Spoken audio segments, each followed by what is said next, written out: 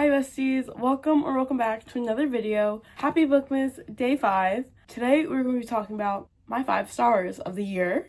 To be honest, looking through the list, I didn't realize it was this low.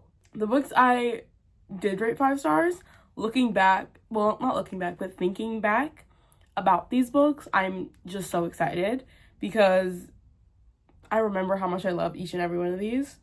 And though it's a very small selection, just thinking about it makes me really happy because I'm like, ugh, the place they have in my heart, because they all do have a special place in my heart.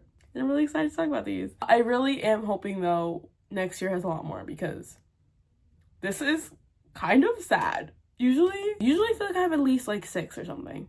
But this year, we did not reach that number. I guess quality over quantity, right? Let's start talking about these books. Okay, so I have realized lately that my ranking system has so changed. This year specifically, I want to say, I haven't cared too much about the ratings of books. For example, I'll be like, all right, this is 4 stars, I guess. Like, it's not something I really care about. I will say, though, when I am rating a book 5 stars, that's when it gets important to me. We're just going to start. We're going to talk about them. I'm going to tell you guys what they're about. We're going to get into it. Okay, the first book we have is Releasing 10 by Chloe Walsh. This book, when I tell you I've been waiting for this book for years, I think, maybe 2 years. Yeah, January 2024, I read Binding 13, which feels like it was so long ago, but it really wasn't. And I first got engrossed with these characters and the series. The first book starts with Johnny Kavanaugh and Shannon Lynch. Johnny's a rugby player. Shannon is just newly transferring schools. She has had a hard time in school in the past with kids at school, and she also has like a really difficult family life. First day at her new school at Tommen College, she gets hit on the head with a rugby ball, and her mom thinks it was very not accidental, so that's a whole thing. But these two kind of like form a connection. And I will say though, this series is so much more than a romance. Like, yes, it's sports romance, yes. But the found family is the number one take from the series. And the stories that the things that the character go through really stick with you to an extent that it's like, this is why I'm reading this book and this is why this series means so much to me. Not so much the romance, it's the story that the characters personally go through. This one specifically is 5 stars because I did talk about this. I feel like I relate to Lizzie in so many ways, which is kind of sad because Lizzie is probably the one who goes through the most in this. Her story, I want to say, is the saddest, though I did expect to cry a lot more reading this. I did cry. I read this in May to June, if I remember. It took a long time. This book's like 700 pages. I loved Lizzie since the first book. I felt like I understood her. I felt like I knew she had something going on underneath. Didn't expect it was going to be all this. But deep down I knew she had something going on. In this book, you find out so much. And Huey, I know a lot of people don't like Huey. And I know why. And I get why. But I get it. I get his reasonings for things. So I don't fault him for it, which is arguable. But I don't fault him for it. I love Huey and I love Lizzie and I love their relationship. And Lizzie is probably one of my favorite characters, maybe ever. So there's that.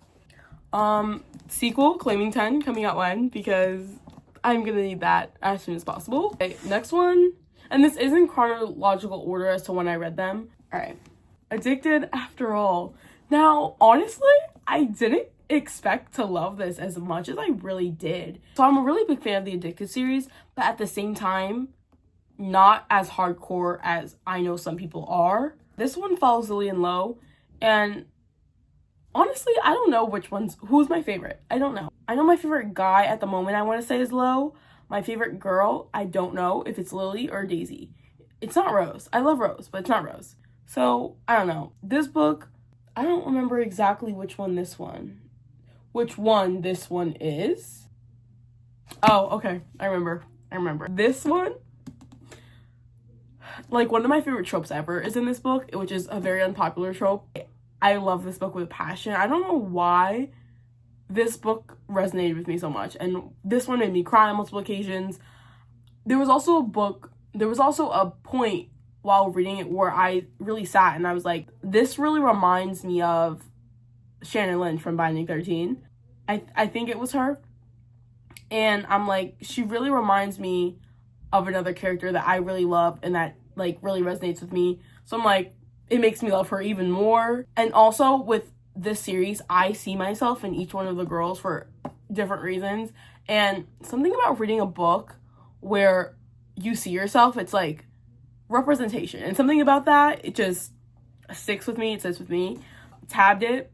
Only tab books I love. This series follows Lily and Lo. The first one does. This one does too. Lily and Lo both have addictions. They're each addicted to different things. Lily is addicted to sex and Lo is addicted to alcohol. They're each like dealing with their addiction separately, but they kind of have this united front towards their family because they are in the limelight. To the parents, there are a couple. Their parents think they're dating, and they kind of have that front so that the parents aren't questioning things or suspecting anything of them about their addictions. As I said, they're kind of in the limelight. Their parents own these really huge companies, so they want to stay out of the media as much as possible. So that's why they kind of form this united front. And as you go through the books, it just keeps getting better. I don't know what book this is. I want to say it's like the 7th book or something. It's a long series, but it's so good. It's so good.